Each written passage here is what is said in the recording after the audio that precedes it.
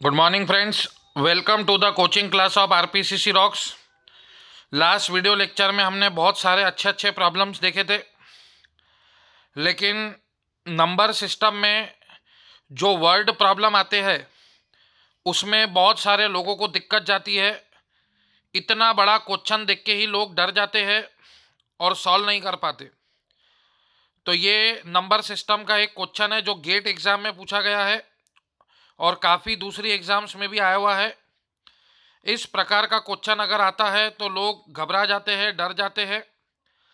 ये एक बात याद रखिएगा, जब भी वर्ड प्रॉब्लम आता है पहले आप क्वेश्चन को अंडरस्टैंड कीजिए। इंग्लिश में लिखा रहता है क्वेश्चन, तो पहले आप इंग्लिश को समझिए।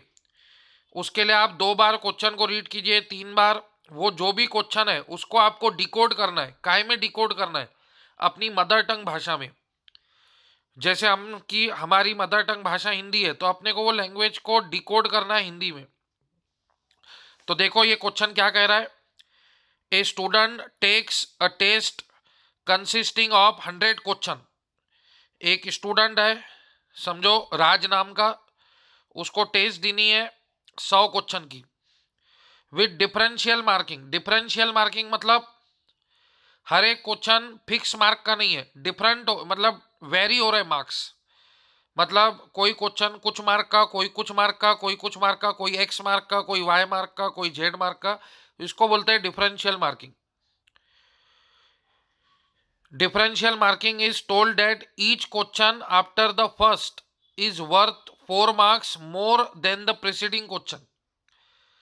मतलब 4 मार्क का गैप रहने वाला है। ठीक है, पहले के क्वेश्चन से समझो एक क्वेश्चन 4 का है तो फिर 8 का, फिर 12 का, फिर 16 का, ऐसे पहले के क्वेश्चन से 4 मार्क का प्रीसीडिंग क्वेश्चन बोला है, पहले का क्वेश्चन। तो उन्होंने बोला है each question after the first, पहले वाले को छोड़ के, is worth 4 marks more than the preceding question if the third question of the test is worth 9 marks, what is the maximum score that the student can obtain by 98 question. देखो क्या बोल रहा है वो, 100 क्वेश्चन है। समझो question 1, question 2, question 3, question 4, question 5, question 6, ऐसे लेकर कम से कम क्वेश्चन 98, क्वेश्चन 99, ऐसे 100 क्वेश्चन है। ठीक है, अब वो बोल रहा if the third question of the test is worth 9 marks, मतलब ये जो तीसरा क्वेश्चन है ये 9 मार्क का है। ठीक है, इससे पहले उसने क्या बोला, each question after the first is worth 4 marks more than preceding. मतलब ये जो क्वेश्चन है क्वेश्चन 2, ये 9 मार्क, इससे इससे 4 मार्क कम रहेगा, 4 मार्क की गैप है। मतलब ये 9 मार्क का है तो ये 5 मार्क का होगा और ये 1 मार्क का होगा। पहला क्वेश्चन 1 मार्क का, फिर 4 मार्क की गैप। उन्होंने बोला है देखो 4 marks more than the preceding question, ये शब्द को पढ़ो आप, 4 marks more than the preceding question. ठीक है, तो 4 marks more than the preceding question मतलब पहले के क्वेश्चन से 4 मार्क ज्यादा। मतलब पहला क्वेश्चन 1 मार्क का, तो दूसरा क्वेश्चन जो रहेगा उससे 4 मार्क ज्यादा रहेगा, तो 1 और 4 5। फिर तीसरा क्वेश्चन जो रहेगा वो और 4 मार्क ज्यादा रहेगा। तो उन्होंने तीसरा क्वेश्चन कितने मार्क का ये दिया हुआ है, if the third question of the test is 9 mark, तो इससे 4 मार्क कम ये, फिर 4 मार्क ये, फिर ये 4 4 मार्क का गैप है, फिर ये 13 मार्क का। ठीक है, 9 और 4 13, फिर ये 17 मार्क का, फिर ये 21 मार्क का, ऐसा चलते जाएगा 100 क्वेश्चन तक। ठीक है, तो अब वो बोल रहा है what is the maximum score that the student can obtain bye 98 questions.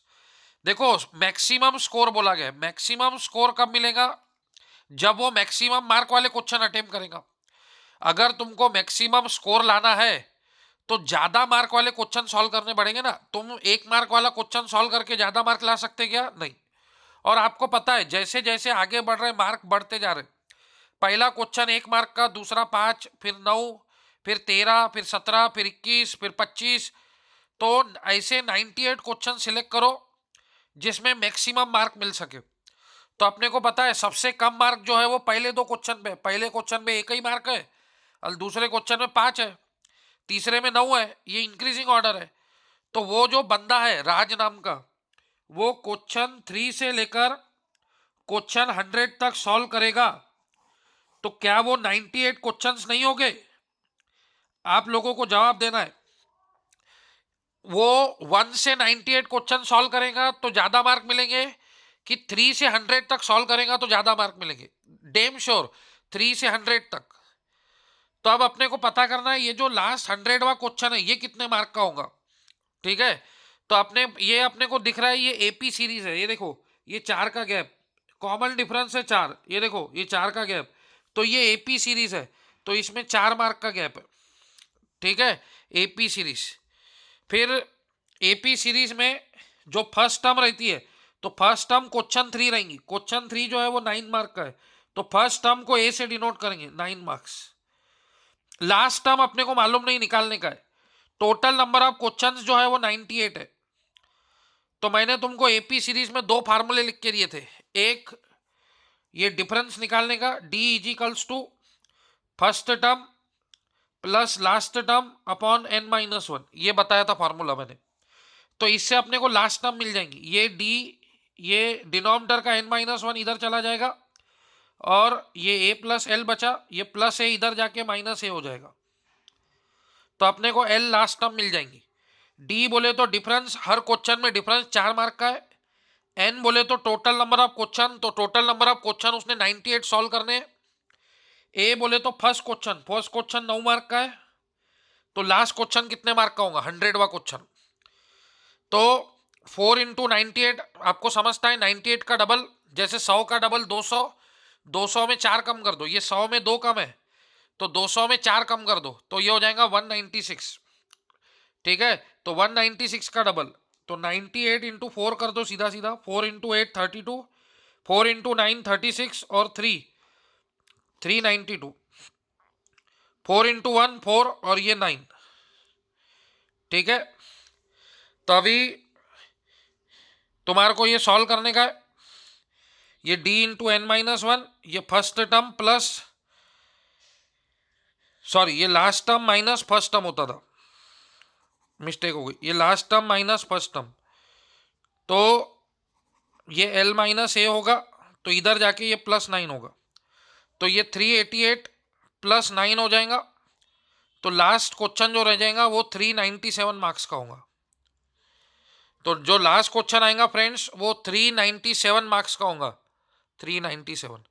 फिर उससे 4 कम ये होगा 393, फिर उससे 4 कम ये होगा 389, ऐसा करके 4-4 मार्क का गैप है।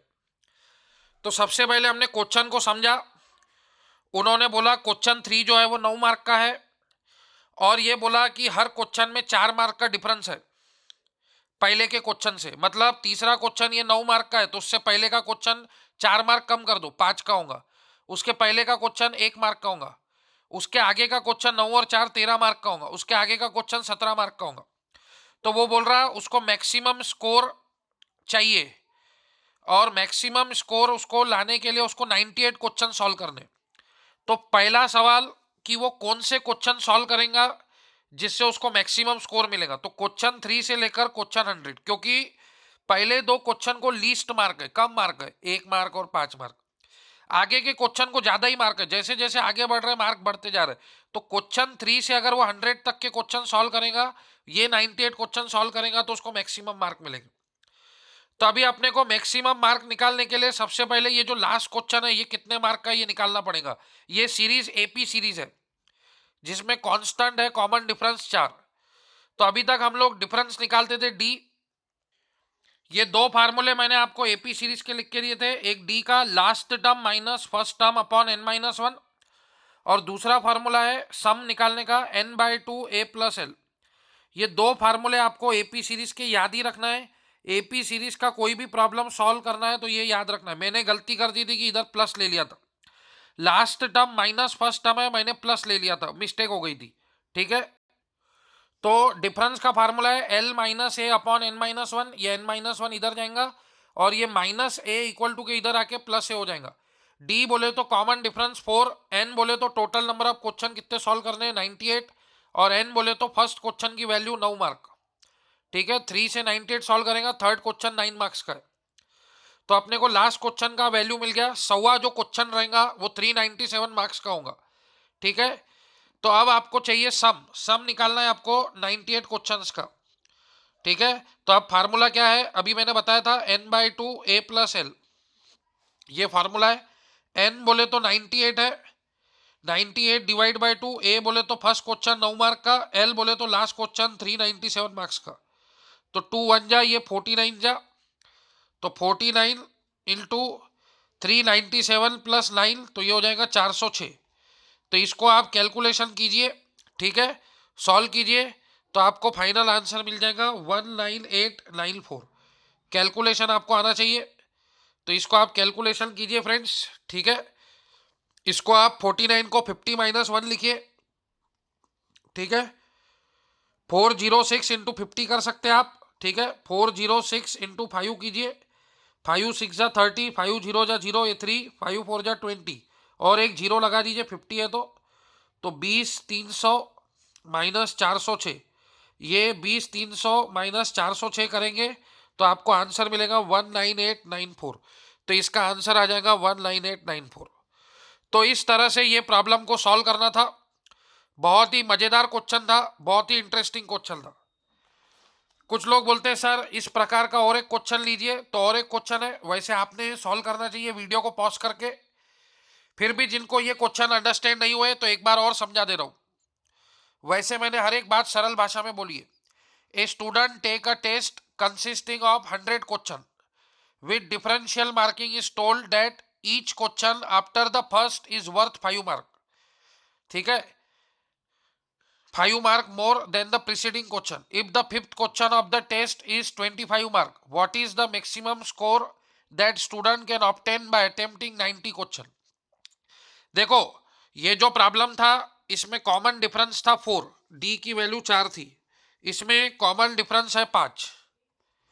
एक बात, इसमें थर्ड क्वेश्चन की वैल्यू गिवन थी 9 मार्क, इसमें आपको फिफ्थ क्वेश्चन की वैल्यू गिवन है 25 मार्क, और 5 मार्क का डिफरेंस है। मतलब चौथा जो क्वेश्चन होगा वो 20 मार्क का होगा, तीसरा जो क्वेश्चन होगा वो 15 मार्क का होगा, दूसरा जो क्वेश्चन होगा वो 10 मार्क का होगा, और पहला जो क्वेश्चन होगा वो 5 मार्क का होगा। ठीक है, ऐसे निकालना पड़ता। देखिए, आप ऐसा कंसिडर नहीं कर सकते कि पहला क्वेश्चन 1 ही मार्क का होगा, नहीं। उन्होंने तीसरा क्वेश्चन 9 का दिया था, 9 में 4 कम किए तो 5, 5 में 4 कम किए तो 1। वैसे ही यहाँ पे पांचवा जो क्वेश्चन है उसकी मार्किंग दी है 25 मार्क, क्वेश्चन में दिया है, पढ़ सकते हैं आप। और वो बोल रहा है कि उसके बाद जो क्वेश्चन आएंगे या पहले जो क्वेश्चन है उनमें 5 मार्क का कॉमन डिफरेंस होगा। ये कॉमन डिफरेंस है 5, एपी सीरीज है। तो 20 में 5 कम किया तो 25 में 5 कम किया तो 20, 20 में 5 कम किया 15, 15 में 5 कम किया 10, और ये 5। फिर आगे चल के ऐसे क्वेश्चन 6 होगा, उसमें 30, क्वेश्चन 7 35, क्वेश्चन 8 40, क्वेश्चन 9 45, क्वेश्चन 10 50। ठीक है, क्वेश्चन 11 55, ऐसे लेकर 100 क्वेश्चंस तक सॉल्व करेगा। तो अब वो बोल रहा find what is the maximum score that student can obtain attempting by 90 question. तो सबसे पहला फिर से वही सवाल कि वो कौन से 90 क्वेश्चन सॉल्व करेगा जिससे मैक्सिमम मार्क मिलेगा। मेरे को बताओ, उसने 1 से अगर 90 तक सॉल्व किया तो मैक्सिमम मार्क मिलेंगे, कि 11 से 100 तक सॉल्व किया तो मैक्सिमम मार्क मिलेंगे। कॉमन सेंस से जवाब है 11 से 100, क्योंकि मार्क बढ़ रहा है दोस्तों। पहला क्वेश्चन 5 मार्क का था, फिर 10, फिर 15, फिर 20, फिर 25, तो 11वां जो क्वेश्चन है वो 55 मार्क का है। तो 11 से लेकर 100 तक के होते हैं 90 क्वेश्चन। ऐसे आप काउंट करेंगे 11 12 13 14 15 16 17 18 19 20, तो 11 से 20 तक 10 क्वेश्चन, फिर 21 से 30 तक 10, ऐसे करके 91 से 100 तक आपके टोटल 90 क्वेश्चन हो जाएंगे। तो आपको क्वेश्चन नंबर 11 से क्वेश्चन नंबर तक 100, ये 90 क्वेश्चन सॉल्व करेंगे तो आपका स्कोर मैक्सिमम आएगा। समझे, ये पहली बात आपको अंडरस्टैंड करनी है। उन्होंने यहाँ पे 98 क्वेश्चंस बोला था, तो पहला क्वेश्चन 1 ही मार्क का था, दूसरा क्वेश्चन मतलब 5 मार्क का था। तो वो 3 से लेकर 100 तक सॉल्व करेगा तो उसको मैक्सिमम मार्क मिलेंगे। 1 से 98 तक सॉल्व करेगा तो मैक्सिमम मार्क नहीं, 3 से 100 तक सॉल्व करेगा तो इसका स्कोर मैक्सिमम आएगा। ठीक है, तो ये हो गई पहली बात। अब जो 100वां क्वेश्चन है वो कितने मार्क का है वो आपको निकालना है। तो आपको डिफरेंस का फार्मूला मालूम है। डिफरेंस का फार्मूला याद होना जरूरी है, last term minus first term upon L minus one. Difference की वैल्यू 5 है, एल की वैल्यू निकालनी है। ए बोले तो 11 क्वेश्चन हो गया 55, ए की वैल्यू 55 है, डिफरेंस की वैल्यू 5 है, लास्ट टर्म निकालना है। एल बोले तो 90 क्वेश्चन, 90, ये 90 माइनस वन, तो ये 5 इंटू 90 माइनस वन, ये एल माइनस 55, माइनस का 55 इधर जाके प्लस 55, 5 इंटू 9 45, तो ये 450, ये 5 और ये माइनस का 55 इधर आके प्लस 55, 55 में से 5 गए तो 50। तो लास्ट क्वेश्चन जो होगा वो 500 मार्क का होगा। मतलब ये जो 100वां क्वेश्चन है वो 500 का सही है। पहला क्वेश्चन 5 का है, 10 15 20 25, तो 100वां क्वेश्चन 500 का होगा कॉमन सेंस से। तो ये जो 100 क्वेश्चन रहेगा ये 500 मार्क करेगा। अब आपको सम निकालने का, सम निकालने का फॉर्मूला है n/2 a plus L. N बोले तो कितने क्वेश्चन सॉल्व करने हैं, 90। ए बोले तो फर्स्ट क्वेश्चन कितने मार्क का होगा, पहला क्वेश्चन 11वां क्वेश्चन है 55 मार्क्स का, लास्ट क्वेश्चन 500 मार्क का। 245 जा, ये 45 आ गया, ठीक है, और ये 555 आ गया। तो इनको इंटू कर दीजिए तो आपको फाइनल आंसर मिल जाएगा, ठीक है। तो आपको कैलकुलेशंस का पार्ट करने का है, ठीक है। तो इतना आप कर सकते हैं। इसको आप ऐसा भी लिख सकते हैं 500 प्लस 55, ठीक है, 45 इंटू 5, 5 का 25, 20 और ये 22, 225, और ये 2 जीरो लगा लो, और ये 55 इंटू 45 कर लेंगे, ठीक है। तो 55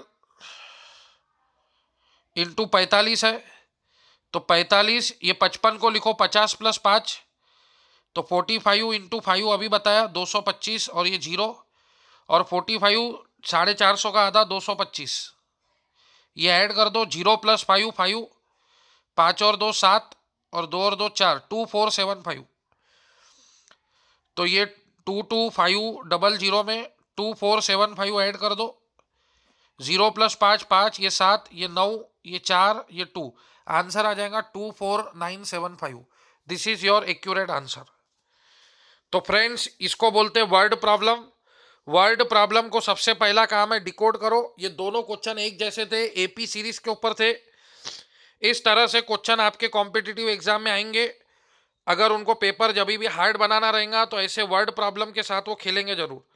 दोनों ही वर्ड प्रॉब्लम बहुत मजेदार थे, बहुत चैलेंजिंग थे। अगर आपको नहीं समझा है तो आप कॉल करके डिफिकल्टी पूछ सकते हैं, या फिर ये वीडियो डबल से लिसन कीजिए, आपको समझ में आएगा। हर एक भाषा, हर एक शब्द मैंने सरल भाषा में बोला है।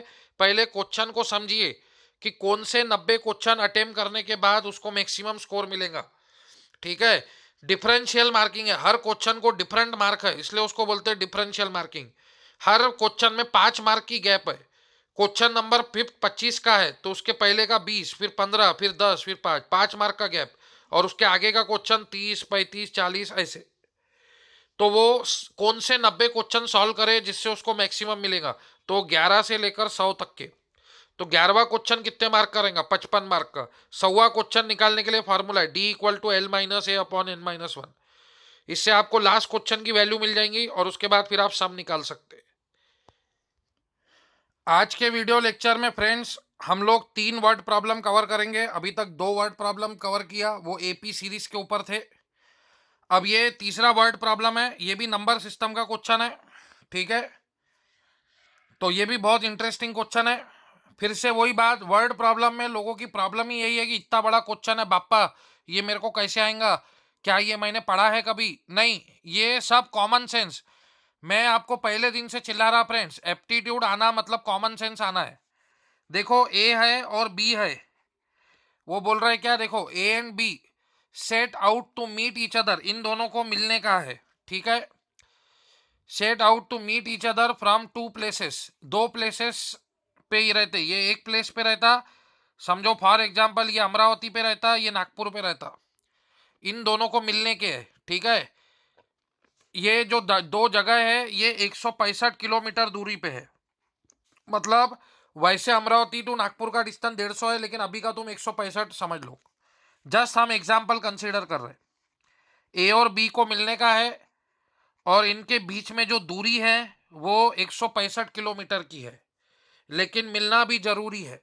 ठीक है, फिर ए के बारे में कुछ बोल रहा और बी के बारे में कुछ बोल रहा।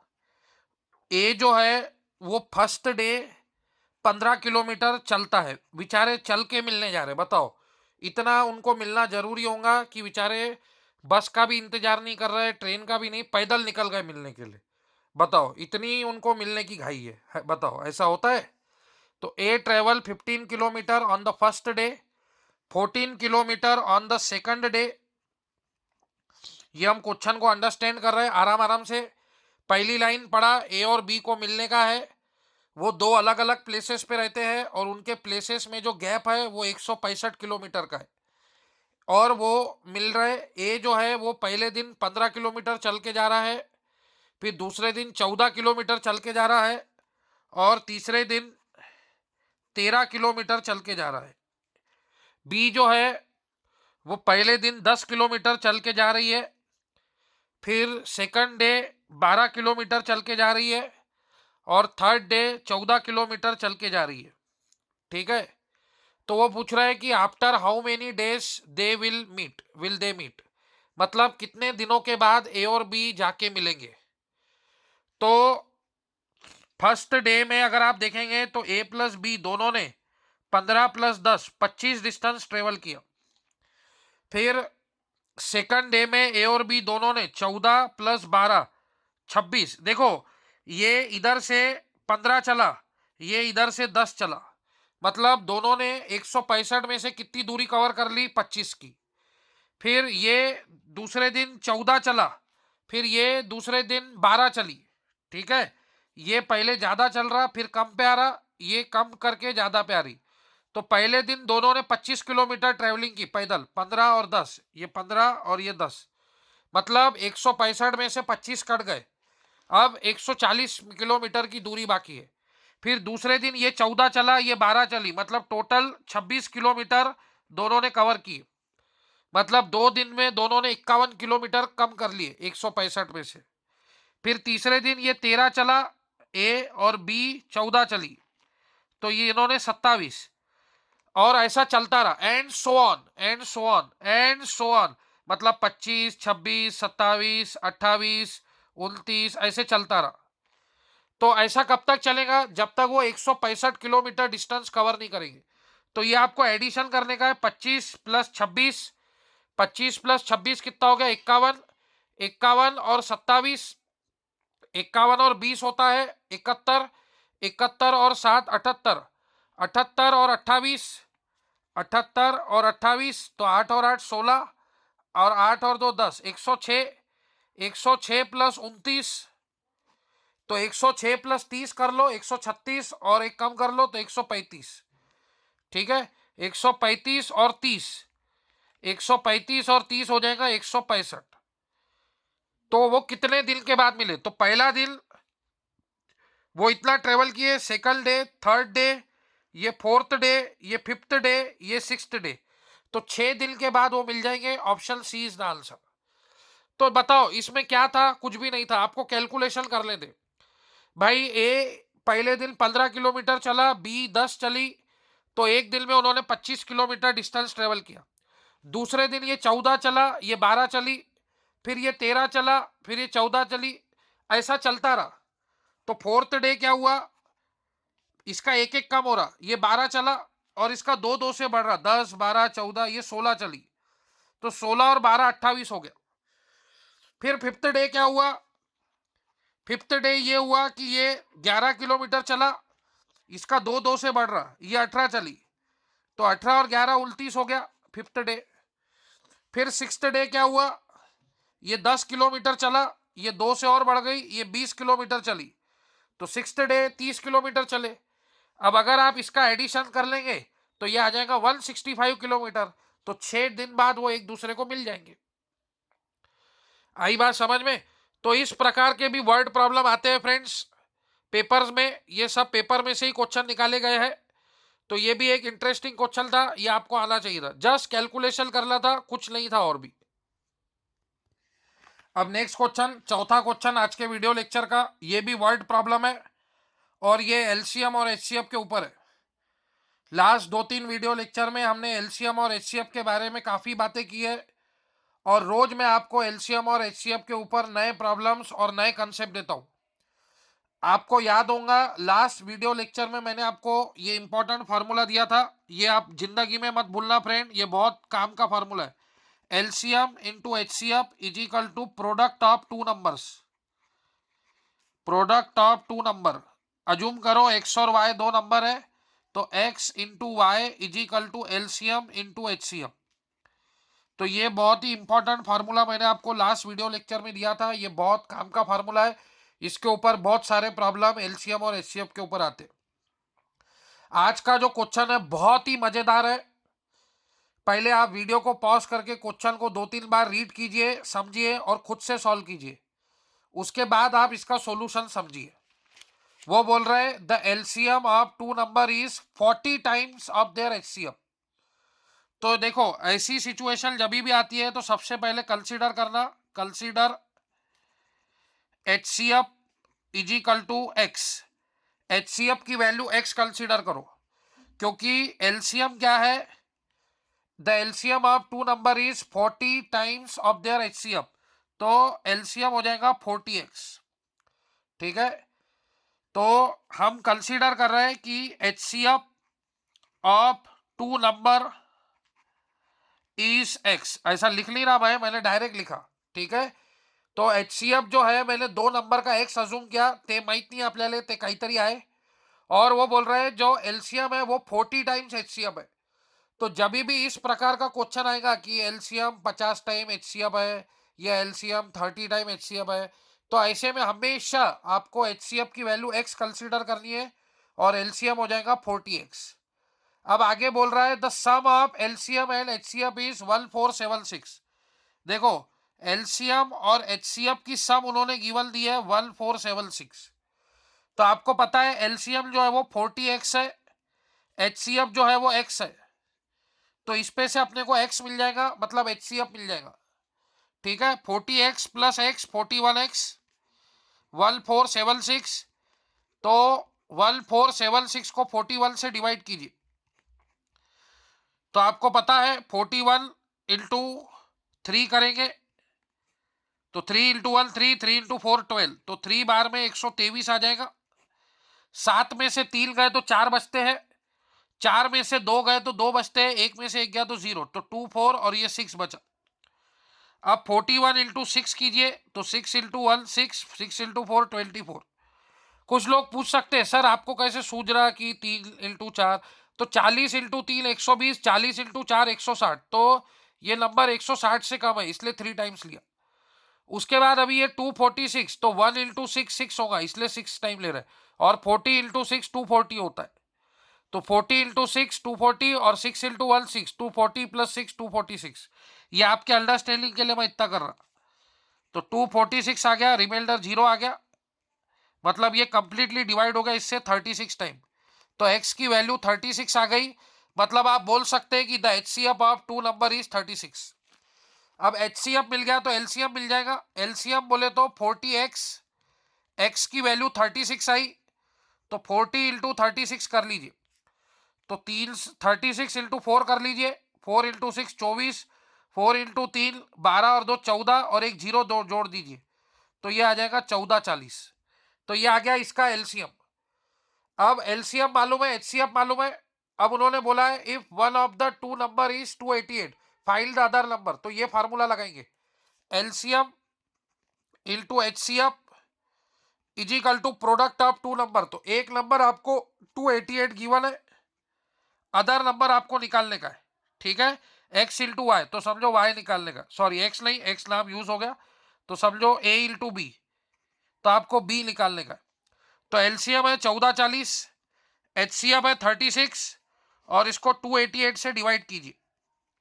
ठीक है, तो आपको पता है 144 इंटू 2 होता है और ये 10 टाइम्स होता है, 144 इंटू 2 होगा 288, 144 इंटू 10 होगा 1440, और 2 अलजा ये 18 जा, तो 18 इंटू 10 आ जाएगा, 18 इंटू 10 आ जाएगा 180।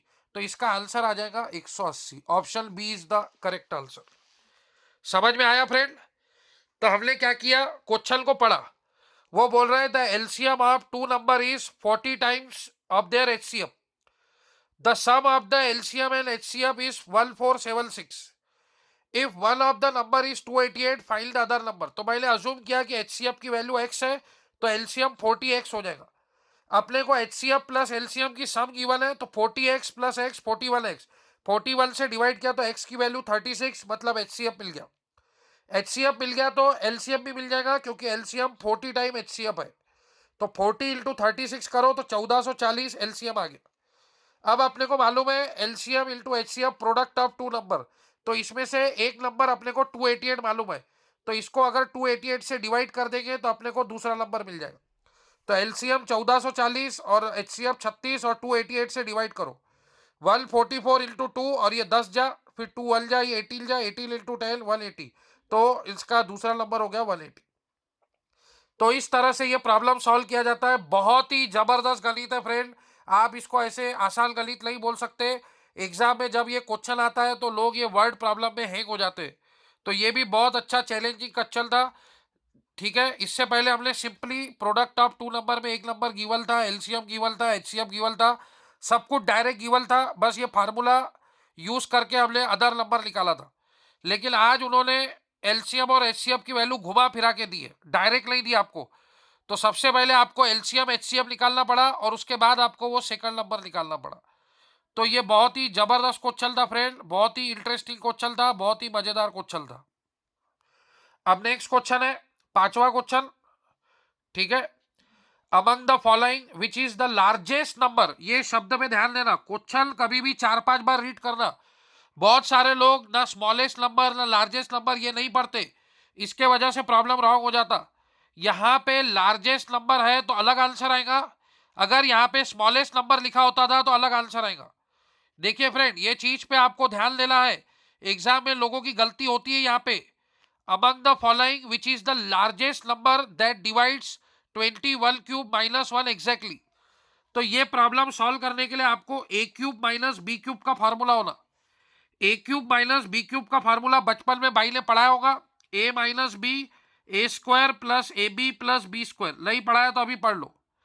तो ये 21 का क्यूब है माइनस 1, तो 1 को लिख सकते हैं 1 का क्यूब, क्योंकि 1 का क्यूब 1 ही होता। आप बोलेंगे क्वेश्चन में 1 गिवन है, अरे हाँ भाई, तो 1 का क्यूब 1 ही होता है, 1 टू दी पावर करोड़ भी 1 ही होता है। तो ए की वैल्यू हो गई 21 और बी की वैल्यू हो गई 1, तो 21 माइनस 1, 21 का स्क्वायर 21 इंटू 1 और ये 1 का स्क्वायर, तो 21 माइनस 1 21 का स्क्वायर। मैंने आपको बोला था 1 से 25 नंबर तक सारे स्क्वायर याद होना। 21 का स्क्वायर होता है 441, 21 इंटू 1 21, 1 का स्क्वायर 1, तो 441 प्लस 22, तो 1 प्लस 2 3, 4 प्लस 2 6, 463, तो 20 इंटू 463। तो अब उन्होंने बोला है among the following which is the largest number, तो लार्जेस्ट नंबर 463 है। अगर वो बोलता था स्मॉलेस्ट नंबर तो उसका आंसर 20 आता था। ठीक है, 463 से अगर आप इसको डिवाइड करेंगे तो 463 कट जाएगा तो आंसर 20 आ जाएगा। तो लार्जेस्ट नंबर इसको कौन सा डिवाइड करेगा, 463। अगर स्मॉलेस्ट नंबर बोलता था तो फिर 20 से डिवाइड करते थे। ठीक है, तो इसको ए क्यूब माइनस बी क्यूब लगाना था, तो इसके दो फैक्टर होते हैं, एक ए माइनस बी और एक a square plus a b plus b square. तो ए माइनस बी जो है वो उसका स्मॉलेस्ट फैक्टर है और a square plus a b plus b square जो है वो उसका लार्जेस्ट फैक्टर है। तो लार्जेस्ट फैक्टर क्या है इसका, 463। मैंने आपको इससे पहले ही बताया फैक्टर किसको बोलते हैं, b is the factor of a, मतलब बी जब ए को कंप्लीटली डिविजिबल करेगा, डिवाइड करेगा, जब ऐसे हैप्पी बर्थडे हो जाता तो वो कंप्लीटली डिविजिबल है। तो इस तरह से ये प्रॉब्लम को सॉल्व करना था। ये भी बहुत ही अच्छा क्वेश्चन लगा मेरे को, इसलिए मैंने इसको लिया, क्योंकि जब ये क्वेश्चन मैंने स्टेटस पे रखा तो मैक्सिमम लोग इसका आंसर नहीं दे पाए।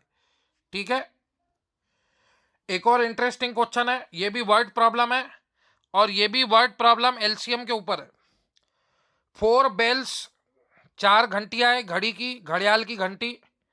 टोल, टोल मतलब बजना। At interval of 14, 21 and 42 minute, मतलब जो फर्स्ट घड़ी है वो 14 मिनट बाद टोल होती है, जो दूसरी घड़ी है वो 21 मिनट बाद टोल होती है, बचती है, और जो तीसरी घड़ी है वो 42 मिनट बाद बचती है। 3 घड़ी है हमारे घर में, ठीक है। तो वो टोल करती है मतलब बचती है। If they toll together at 11:22 AM, तो लास्ट टाइम वो तीनों 11:22 पे टोल हुई थी, तो उसके बाद वो कब टोल होंगी? तो आपको 14, 21 और 42 इसका एलसीएम निकालना है। तो एलसीएम कैसे निकालते हैं? तो जो बड़ा नंबर है वो देखते, क्या 42 से 14 डिविजिबल है? यस।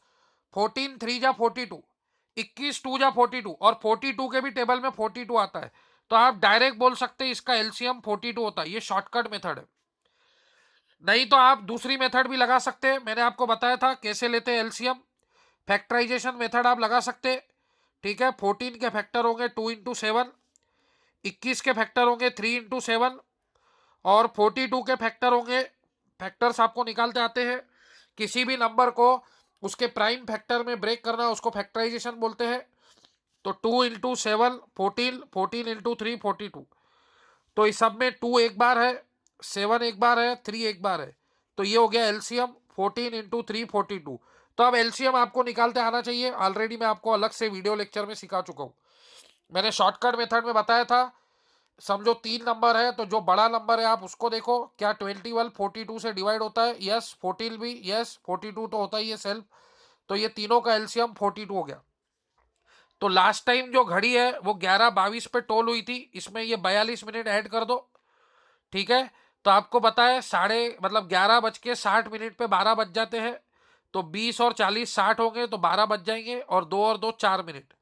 अब ये एएम था, तो ये 12 बजने के बाद पीएम हो जाएंगे, तो 12:04 PM पे वो टोल होगी। देखो फ्रेंड, ये 11:22 है, 42 मिनट बाद वो तीनों टोल होंगी। एलसीएम ले लिया हमने, मतलब तीनों ऐसे खोलते कॉमन समय पे मतलब टोल होंगी। ये 14 मिनट पे हो रही, फिर नेक्स्ट टोल 28 पे होंगी, फिर नेक्स्ट टोल 42 पे होंगी, फिर ये सेकंड टोल 42 पे होंगी, और ये तो 42 पे ही होंगी। मतलब 42 मिनट पे ये तीनों टोल होने वाली है, मतलब तीनों का एलसीएम, ठीक है। अब ये जो समय है इसमें 42 मिनट ऐड करो, तो 2 और 2 4, 4 और 2 6, ये 11:64। तो अपने को पता है 11:60 बोले तो 12 PM होता है, समय आपको पता होगा। जैसे ही 11:60 हुए, ठीक है, रात में, तो 12 दिल के, तो 12 PM हो जाते, ठीक है। अगर दिल में 11:60 हुए मतलब 12 बज गए, तो 12 PM हो जाते, और ये 4 मिनट ज्यादा है, तो 12.04 PM। तो इसका आंसर आएगा 12.04 PM। तो ये भी क्वेश्चन एलसीएम के ऊपर था, ये भी आपका वर्ड प्रॉब्लम था, ये भी क्वेश्चन बहुत ही इंटरेस्टिंग था। एग्जाम में लोग जब ये क्वेश्चन आता है तो समझ नहीं पाते क्या करने का है, ठीक है। यहाँ पे क्वेश्चन में थोड़ी मिस्टेक है, 4 बेल्स नहीं है, ये 3 बेल्स है। तो 3 bells toll at the interval of 14, 21 and 42, ठीक है। तो यहाँ पे थोड़ी सी प्रिंटिंग मिस्टेक उन्होंने दी है, तो ध्यान देना। फिर if they toll together at 11:22 AM, last time वो 11:22 को टोल हुए थे, तो अब नेक्स्ट टाइम वो टोल कब होंगे? तो हमने 14, 21 और 22 का, 14, 21 और 42 का एलसीएम निकाला, तो 42 आ गया। तो ये जो टाइम गिवन है इसमें 42 मिनट ऐड किया, तो 12:04 होते। 11:22 में अगर आप 42 मिनट ऐड करोगे तो वो 12:04 PM होता है। घड़ी का नॉलेज सबको है, बताने की जरूरत नहीं है। अब next question, if I have 7 to the power 7 chocolates, मेरे पास इतने चॉकलेट है, and I want to distribute then equally to 2 to the power 4 student. 2 to the power 4 का मतलब होता है 16 स्टूडेंट, तो ये मेरे को 16 स्टूडेंट को डिस्ट्रीब्यूट करना है। इन then how many chocolate I left, तो अगर मैंने ये 7 to the power 7 chocolate 2 to the power 4 student को इक्वली डिस्ट्रीब्यूट किया, इक्वली मतलब हर किसी को 3 3 दिया या 4 4 दिया, तो उसके बाद मेरे पास कितनी बचेगी? तो आपको सिंपली क्या करना है, 7 to the power 7 को 2 to the power 4 से डिवाइड करना है। 2 to the power 4 मतलब 16 से, ठीक है। तो आपको पता होगा कि 49 को अगर आपने 16 से डिवाइड किया 16 3 जा 48, तो रिमाइंडर 1 आता। तो अपन इसको क्या कर सकते हैं, 7 टू दी पावर 6 इंटू 7, ठीक है। फिर law of indices a to the power m n को लिख सकते हैं a to the power m to the power n. तो 7 टू दी पावर 6 को लिख सकते हैं 7 स्क्वायर का क्यूब, और ये 7/16। तो 7 स्क्वायर 49 हो जाएगा। 49 को अगर मैंने 16 से डिवाइड किया, 49 का ये क्यूब इंटू 7 और ये 16, 49 को अगर मैं 16 से डिवाइड करूं तो 16 3 जा 48, रिमाइंडर 1 आएगा। तो 1 का क्यूब 1, 1 इंटू 7 7, तो इसका आंसर 7 आ जाएगा, ठीक है। If I have 7 to the power 7 chocolates and I want to distribute them equally to 2 to the power 4 students of mine, how many chocolates am I left with. ये अंग्रेजी में question बोल रहा हूं। तो मेरे पास 7 टू दी पावर 7 चॉकलेट है, मेरे को 2 टू दी पावर 4 16 स्टूडेंट में डिस्ट्रीब्यूट करना है इक्वली, ठीक है। तो मेरे पास फिर कितने चॉकलेट्स लेफ्ट होंगे, बचेंगे। तो सिंपली क्या करने का है, 7 टू दी पावर 7 को 2 टू दी पावर 4 मतलब 16 से डिवाइड करना है। तो मैंने आपको रिमाइंडर थ्योरम पढ़ाया है, आप ऐसा डिवाइड करो कि रिमाइंडर 1 या -1 बचे, ठीक है। अगर यहाँ पे 50 होता था, समझो फॉर एग्जाम्पल यहाँ पे 47 होता था, तो रिमाइंडर -1 आता था। तो -1 टू दी पावर ऑड -1 -7, फिर 16 में से 7 माइनस करते थे, तो फिर उसका आंसर 9 आता था। समझ रहे बात को। तो अपने को ऐसा 1 बनाना पड़ता। इससे पहले की वीडियो लेक्चर में हमने ऐसे प्रॉब्लम देखे हैं, ठीक है। रिमाइंडर थ्योरम के बहुत सारे प्रॉब्लम हमने देखे। तो मैंने देखा 49 16 3 जा 48, तो रिमाइंडर 1 आता। तो 7 टू दी पावर 7 को ब्रेक किया, law of indices a to the power m plus n को लिख सकते हैं a to the power m a to the power n। तो 7 टू दी पावर 7 को मैं लिख सकता 7 to the power 6 7 to the power 1, 6 + 1 7 ही होता। फिर इसको law of indices a to the power mn को लिख सकते हैं a to the power m to the power n। तो 6 को लिख सकते हैं 2 × 3, तो ये 49 हो जाएगा। 49 को 16 से डिवाइड किया तो रिमाइंडर 1, 1 का क्यूब 1, 1 × 7 7, तो 7 इसका आंसर आ जाएगा, ठीक है। तो दिस इज एक्यूरेट आंसर। अब next important question, LCM of 96 144 n, ये 3 नंबर है 96 144 और n, इनका एलसीएम 576 गिवन है, और ये तीनों नंबर का ही एचसीएफ 96 144 और n ये 48 गिवन है। तो इसमें से n की वैल्यू क्या होगी। तो मैंने बताया है इस प्रकार का प्रॉब्लम ऑलरेडी हम ले चुके हैं। ऐसे प्रॉब्लम को कभी भी ऑप्शन से सॉल्व करना। एचसीएफ बोले तो हाईएस्ट कॉमन फैक्टर, मतलब ये तीनों नंबर जो है ये 48 से डिविजिबल होंगे। देखो 48 2 जा 96, ठीक है। 48 के टेबल में आपका 144 भी आएगा, ठीक है। 48 आप 3 जा ले लीजिए, 48 इंटू 3, 3 8 जा 24, 12 और 2 44। तो एचसीएफ जो भी रहता है, जिन भी नंबर का अपन एचसीएफ निकालते हैं वो उसका फैक्टर होता है। फैक्टर मतलब मैंने बताया है b is the factor of a, मतलब b कंप्लीटली a को डिवाइड करेगा, रिमाइंडर 0 आएगा, तो वो उसका फैक्टर है। तो मतलब अगर आप n को 48 से डिवाइड करोगे तो रिमाइंडर 0 आएगा। तो अब बताओ ये 4 ऑप्शन में से कौन से 2 ऑप्शन कट गए। तो 144 तो आता ही है, वो तो है ही यहाँ पे। 192 भी आता है 48 के टेबल में, 168 नहीं आता। देखिए 48 इंटू 3 हो गया 144, 48 इंटू 4 होएगा 4 इंटू 8 32, 4 इंटू 4 16 इंटू 3 192, ठीक है। तो ये दोनों 48 से डिवाइड होते हैं, 244 भी डिवाइड नहीं होता, ठीक है।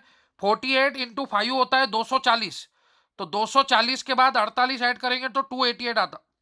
48 इंटू 5 होता है 5 8 जा 40, 20 और 4 240, फिर 240 में 48 ऐड करेंगे तो 288। तो 2 ऑप्शन तो आपके कट गए। मतलब 48 से अगर आपने 168 को डिवाइड किया तो रिमाइंडर 0 नहीं आता है।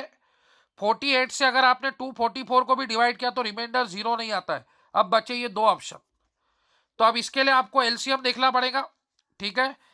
अब 96 144 और मैं अज्यूम करता हूं 192, क्योंकि 144 ऑलरेडी यहां पे यूज है। तो एलसीएम कैसे लेते हैं, तो पहले हम उसको प्राइम फैक्टर में ब्रेक करते। तो 96 बोले तो क्या होता है 32, ठीक है। 32 64, 32 इंटू 3, तो 32 बोले तो 2 टू दी पावर 5 इंटू 3, 144 क्या होता है? 144 होता है, ठीक है फ्रेंड्स, 144 को आप ब्रेक करेंगे 12 का स्क्वायर, तो 12 होता है 2 स्क्वायर 4 इंटू 3, तो 2 टू दी पावर 4 16 इंटू 9, 9 बोले तो 3 स्क्वायर, ये हो गया 144 के प्राइम फैक्टर्स। अब 192 होता है 32 इंटू 6, 6 टू जा 12, 6 3 जा 18, तो 32 बोले तो 2 टू दी पावर 5, 6 बोले तो 2 इंटू 3, तो 64, 2 टू दी पावर 6, 64 इंटू 3। अब एलसीएम कैसे निकालते हैं? तो हाईएस्ट टर्म देखते हैं, तो 2 की हाईएस्ट पावर है 2 टू दी पावर 6 और 3 की हाईएस्ट पावर है 3 स्क्वायर, तो 2 टू दी पावर 6 होता है 64, 64 इंटू 9 होगा, ठीक है, 576, तो वो नंबर 192 होगा, तो आंसर इज बी। सर 144 नहीं हो सकता क्या? नहीं, 144 होता था तो फिर से यही फैक्टर होते थे। अगर n की वैल्यू 144 होती थी तो फिर आप 2 टू दी पावर 5 मैक्सिमम लेते थे और 3 स्क्वायर, तो 2 टू दी पावर 5 बोले तो 32, 32 इंटू 9, 9 टू जा 18, 9 3 जा 27 और 1 288, एलसीएम 288 आता था दोस्तों। अगर ये n की वैल्यू 144 होती थी तो एलसीएम 576 नहीं आता था, एलसीएम 288 आता था। एलसीएम कैसे लेते हैं? हाईएस्ट पावर ऑफ 2 लेते हैं। हाईएस्ट पावर कौन सी है? 4 5 6 में 6। हाईएस्ट पावर ऑफ 3 कैसी है? 3 स्क्वायर 9, तो 2 टू दी पावर 6 बोले तो 64, 64 इंटू 9 होता है 576, तो वो जो n है वो 192 होगा। तो एचसीएफ से दो कॉमन के दो कैंसिल कर दिए फैक्टर, अब आपको एलसीएम लगेगा, ठीक है, क्योंकि एचसीएफ बोले तो लोएस्ट कॉमन फैक्टर, तो 2 टू दी पावर 4 लोएस्ट हो गया और 3 लोएस्ट हो गया, तो 16 इंटू 3 48, इसमें भी आएगा इसमें भी आएगा, तो एचसीएफ से ये दो फैक्टर कट गए, अब बचे ये दो फैक्टर, तो इसके लिए एलसीएम के लिए आप फैक्टराइजेशन मेथड लगाइए। तो एलसीएम में क्या होता है? हाईएस्ट कॉमन मल्टीपल, हाईएस्ट लेंगे अपन, तो 2 टू दी पावर 6 हाईएस्ट है और 3 का स्क्वायर हाईएस्ट है, ठीक है। अगर आप n की वैल्यू 144 लेंगे तो हाईएस्ट 2 टू दी पावर 5 और 3 स्क्वायर 9 आएगा, जिससे 288 आता है, तो एलसीएम 288 नहीं है, एलसीएम 576 है। तो एलसीएम 576 आने के लिए n की जो वैल्यू है वो 192 होना जरूरी है। तो ये भी क्वेश्चन बहुत इंटरेस्टिंग है, बहुत ही मजेदार है। आज जितने भी क्वेश्चन लिए मेरे हिसाब से तो सब चैलेंजिंग क्वेश्चन और मजेदार है और एक अच्छे लेवल के क्वेश्चन है। ऐसा नहीं है कि अगर ये एग्जाम में आ गए तो हर किसी को आएंगे, क्योंकि मेरा स्टेटस लोग 800 लोग देखते हैं, तो इसका आंसर मेरे को 5 लोगों ने भी नहीं भेज पाए, तो आप लगा सकते हैं अंदाजा कि ये क्वेश्चन कितना मजेदार होगा। थैंक यू फ्रेंड्स, आज के वीडियो लेक्चर में इतना काफ़ी है। बाकी के प्रॉब्लम्स हम नेक्स्ट वीडियो लेक्चर में कवर करेंगे और आपके लिए अच्छे अच्छे प्रॉब्लम लेके आएंगे। वीडियो को लाइक कीजिए, चैनल को सब्सक्राइब कीजिए, ठीक है, और वीडियो को मल्टीपल टाइम देखिए, जितने बार आप देखेंगे उतने बार आपको समझ में आएंगी नई बातें। तो उम्मीद है आज के सब प्रॉब्लम समझ में आए होंगे। कहीं भी कुछ डिफिकल्टी है तो आप कॉल करके बिंदास पूछ सकते हैं, आप हॉल पे भी आके डिफिकल्टी पूछ सकते हैं, ठीक है फ्रेंड्स। तो आज के लिए इतना काफ़ी है। Thank you friends.